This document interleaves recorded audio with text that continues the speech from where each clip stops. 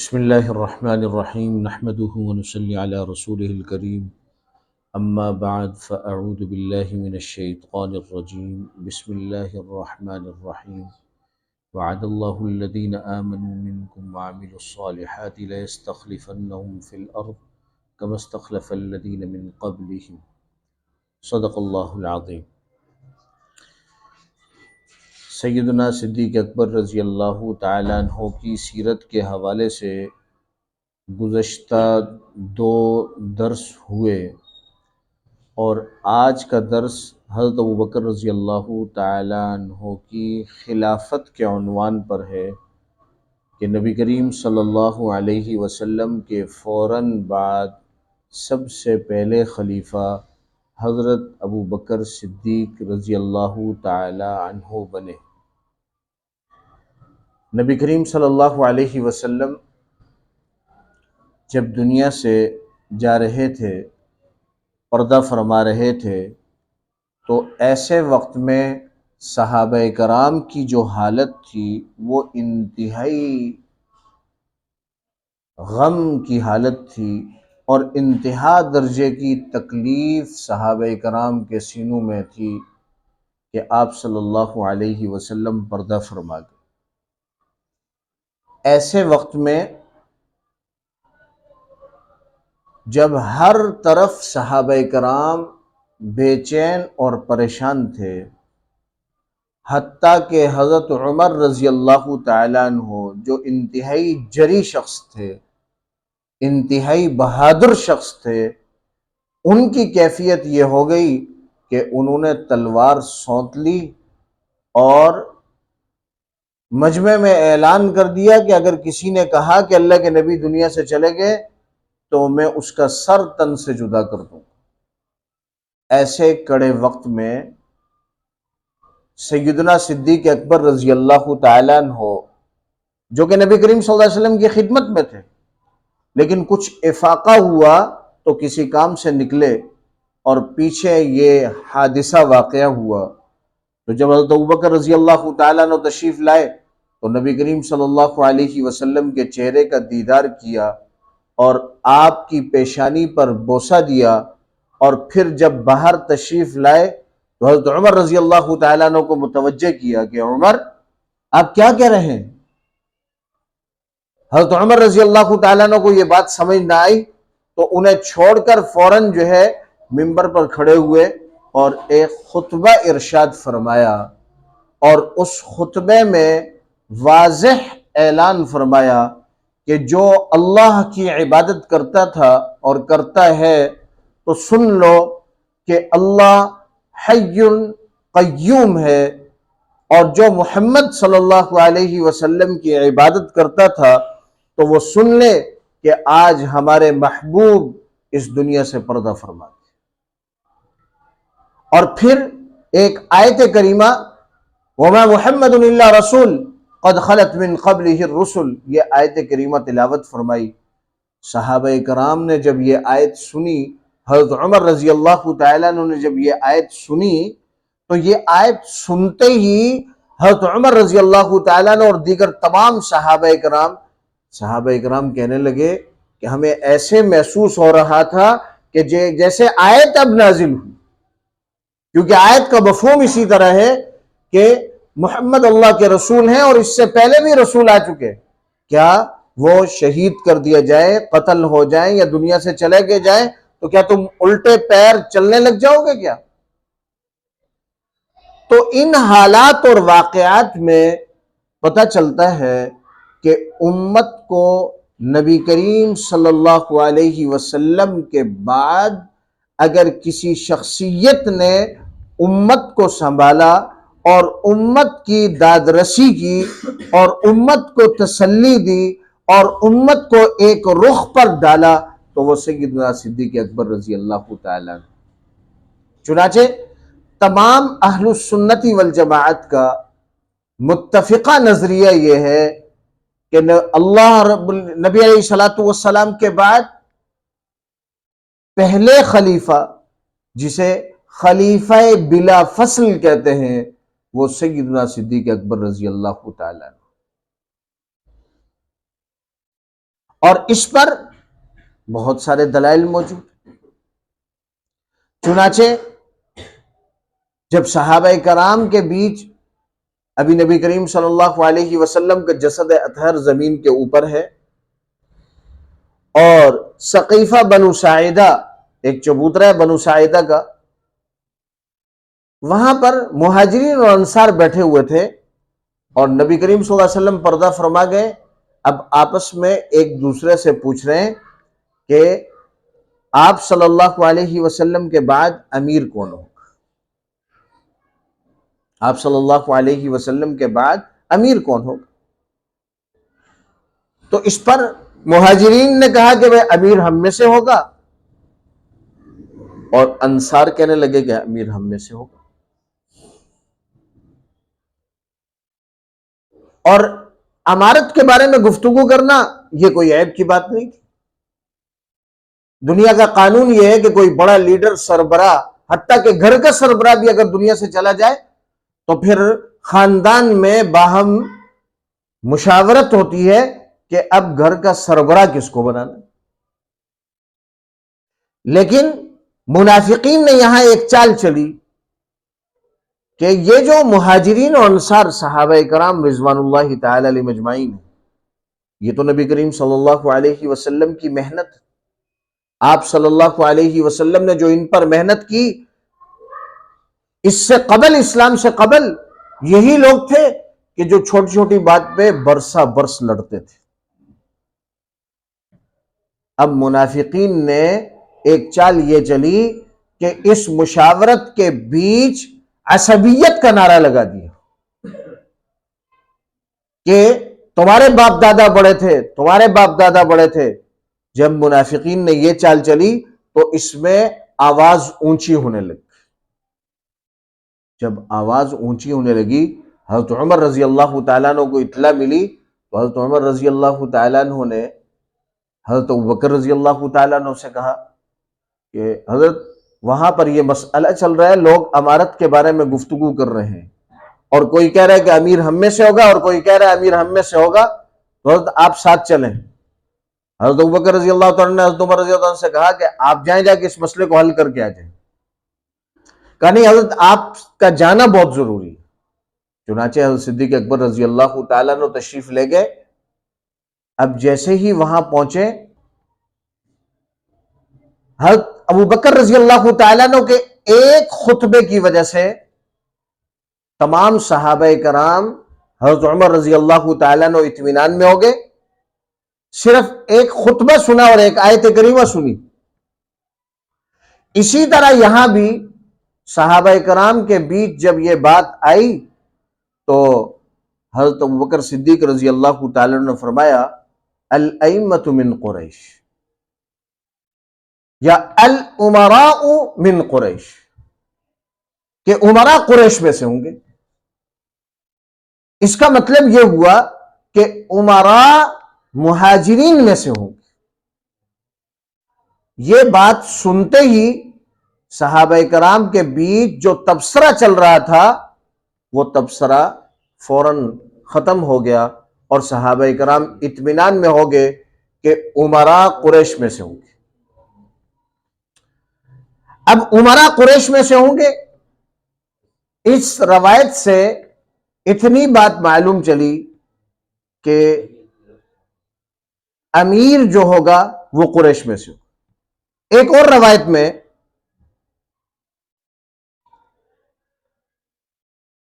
روایت میں امام بخاری رحمہ اللہ لکھتے ہیں کہ نبی کریم صلی اللہ علیہ وسلم نے فرمایا یا صحابہ اکرام رضوان اللہ تعالی علیہ مجمعین نے باہم تبصرہ کیا کہ موجودہ جو صورتحال ہے اس صورتحال میں لوگ قریش ہی کی پیروی کریں گے، کہ قریش اگر مسلمان ہیں تو وہ مسلمان قریشوں کی پیروی کریں گے، اور اگر وہ کافر ہیں تو قریش میں جو کفار سردار ہیں وہ ان کی پیروی.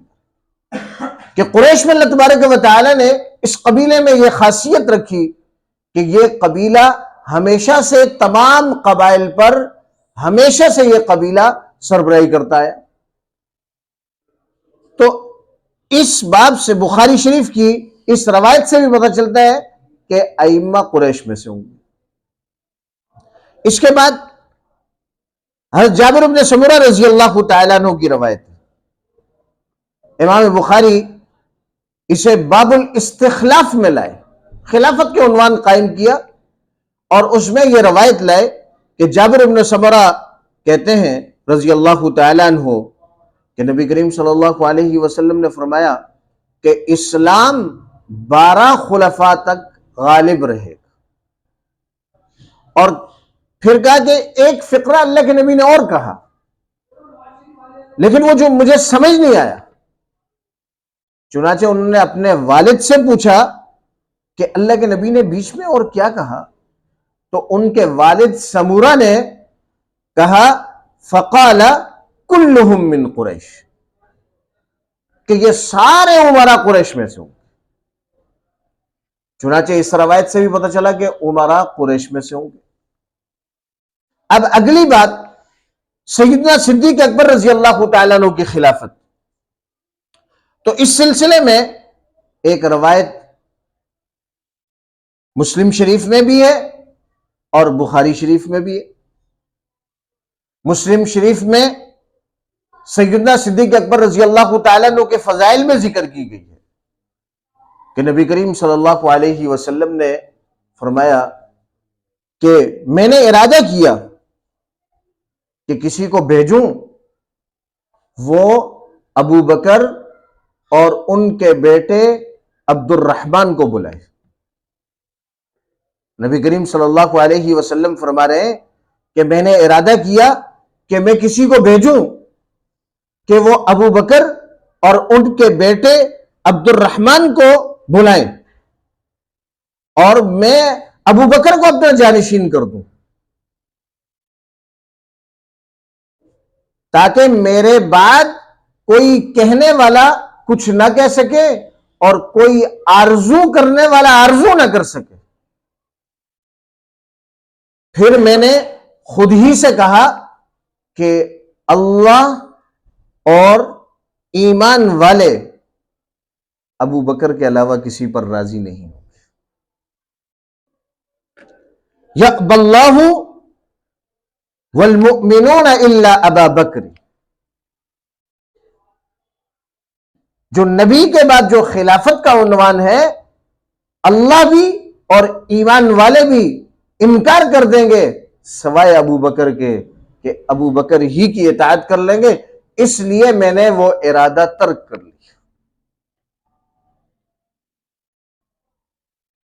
ابو ملیکہ کہتے ہیں، راوی ہیں، وہ کہتے ہیں کہ میں نے اما عائشہ سے سنا، پھر میں نے پوچھا کہ اما جی، اگر اللہ کے محبوب پیغمبر اپنے بعد اگر کسی کو خلیفہ بناتے تو کس کو بناتے؟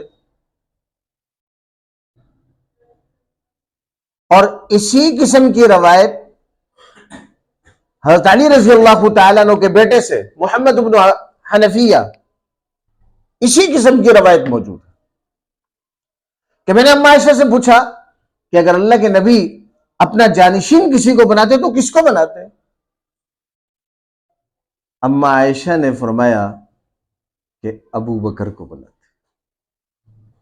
پھر پوچھا کہ اس کے بعد اگر کسی کو خلیفہ بناتے تو کس کو بناتے؟ فرمایا عمر کو بناتے۔ پھر پوچھا کہ اس کے بعد کس کو بناتے؟ تو اما عائشہ نے فرمایا پھر ابو عبیدہ بن جراح کو بناتے۔ اور یہاں اما عائشہ سے، یہاں ابو ملیکہ کہتے ہیں کہ انہوں نے بات ختم کر دی۔ اسی طریقے سے ایسی روایات بھی موجود ہیں کہ جن میں اشارات ملتے ہیں کہ نبی کریم صلی اللہ علیہ وسلم کے بعد خلیفہ کون ہوں گے؟ حضرت ابو بکر رضی اللہ تعالیٰ عنہ۔ ایک روایت ہے جبیر بن مطعم کے والد کہتے ہیں کہ ایک عورت نبی کریم صلی اللہ علیہ وسلم کے پاس آئی اور آ کر کہنے لگی، کسی مسئلے کے بارے میں عرض کیا تو آپ صلی اللہ علیہ وسلم نے فرمایا کہ کسی دوسرے وقت میں آنا۔ اب وہ عورت کہنے لگی کہ اگر میں دوسرے وقت میں آؤں اور آپ مجھے نہ ملیں، اگر میں دوسرے وقت میں آؤں اور آپ مجھے اگر نہ ملیں تو پھر میں کس سے پوچھوں، یہ کس کے پاس جاؤں؟ تو نبی کریم صلی اللہ علیہ وسلم نے فرمایا کہ اگر تم مجھے نہ پاؤ تو ابو بکر کے پاس آنا، تم مجھے نہ پاؤ تو ابو بکر کے پاس آنا۔ اس سے بھی اشارہ ملتا ہے اس روایت سے کہ نبی کریم صلی اللہ علیہ وسلم کے بعد امت کی باغ دوڑ سنبھالنے والے حضرت ابوبکر رضی اللہ تعالیٰ عنہ۔ اسی طریقے سے بخاری شریف میں امام بخاری رحمہ اللہ ایک روایت لائے، جب نبی کریم صلی اللہ علیہ وسلم مرض الوفات میں، اور ایک دن ایسا آیا کہ اللہ کے محبوب پیغمبر اتنی سکت بھی نہیں تھی کہ مسجد جاتے اور جا کر امامت کراتے۔ چنانچہ نبی کریم صلی اللہ علیہ وسلم نے اما عائشہ سے کہا مرو ابا بکر فلیصلی بالناس، ابو بکر کو حکم دیں کہ وہ جائے اور لوگوں کو نماز پڑھائے۔ اما عائشہ نے اللہ کے محبوب پیغمبر سے کہا اے میرے محبوب، ابو بکر رقیق القلب ہیں، بہت نرم دل ہیں، وہ آپ کے مصلی پر کھڑے نہیں ہو سکیں گے، آپ کسی اور سے کہتے، اور بعض روایت میں کہ حضرت عمر سے کہتے۔ نبی کریم صلی اللہ علیہ وسلم نے پھر فرمایا مرو ابا بکر فلیصلی بالناس، ابو بکر سے کہیں کہ وہ نماز پڑھا دیں۔ اور روایات میں آتے ہیں کہ دوسری مرتبہ اما عائشہ نے پھر کہا کہ ابو بکر نرم دل ہے، وہ آپ کے مصلی پہ کھڑے نہیں ہو سکیں گے۔ اللہ کے محبوب پیغمبر نے پھر فرمایا کہ ابو بکر سے کہتے ہیں کہ وہ لوگوں کو نماز پڑھائیں۔ اور جب تیسری مرتبہ نبی علیہ الصلوۃ والسلام نے فرمایا تو اما عائشہ نے پھر وہی بات دہرائی۔ اس پر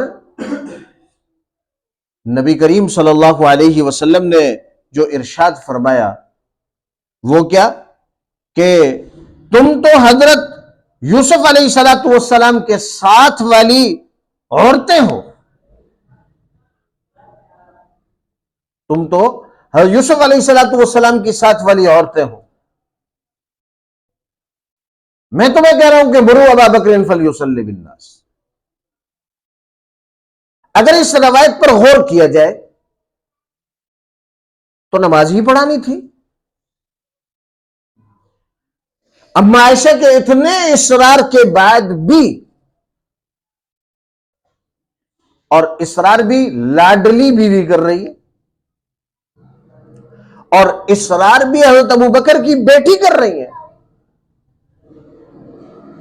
اور بار بار کہہ رہی ہے کہ بھئی ابو بکر آپ کے مصلی پہ کھڑے نہیں ہو سکیں گے، بہت رقیق القلب ہیں۔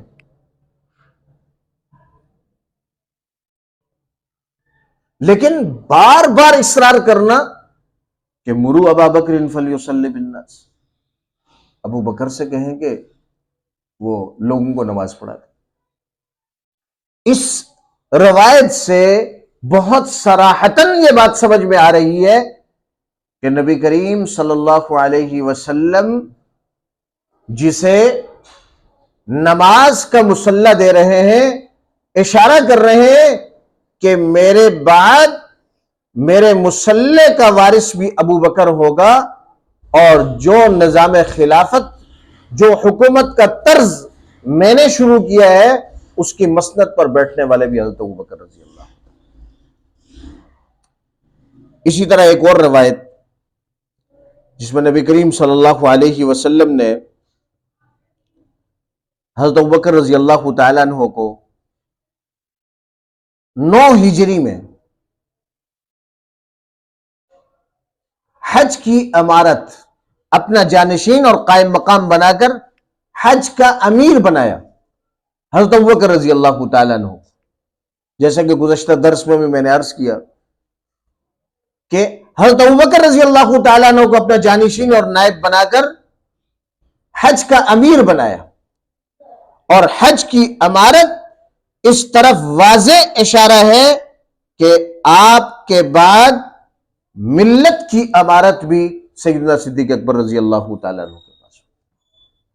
اسی طرح حضرت ابو ہریرہ رضی اللہ تعالیٰ عنہ ایک روایت لائے ہیں. فرمایا کہ نبی کریم صلی اللہ علیہ وسلم نے فرمایا کہ میں آرام کر رہا تھا اور میں نے خواب میں دیکھا کہ ایک کنواں ہے, اس سے میں نے 1 یا 2 ڈول پانی نکالے.